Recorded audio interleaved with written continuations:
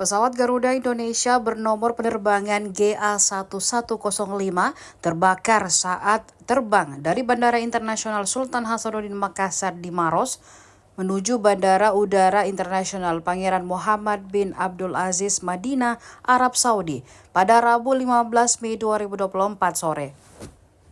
Pesawat tipe Boeing 747-412 ini merupakan pengangkut 450 jamaah calon haji kloter 5 embarkasi Makassar.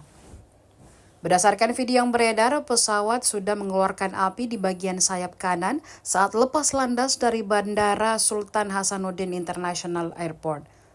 Pesawat take off pada pukul 15.30 waktu Indonesia Tengah.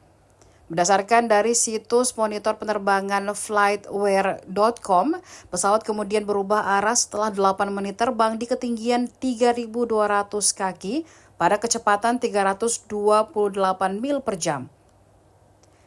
Di ketinggian 3.400 kaki, pesawat kemudian berputar-putar dan naik hingga ketinggian 6.200 kaki.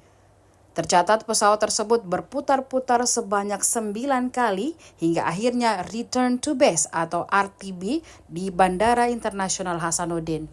Sementara itu, berdasarkan pernyataan dari Garuda Indonesia, pihaknya menjelaskan bahwa pilot mengambil langkah untuk mendaratkan pesawat guna memitigasi resiko pada aspek safety dan keamanan operasional. Dalam kondisi itu, engine pesawat diharuskan menjalani prosedur pengecekan secara menyeluruh sebagai bagian dari upaya untuk memastikan kesiapan armada untuk dapat kembali beroperasi. Download Tribun X sekarang, menghadirkan lokal menjadi Indonesia.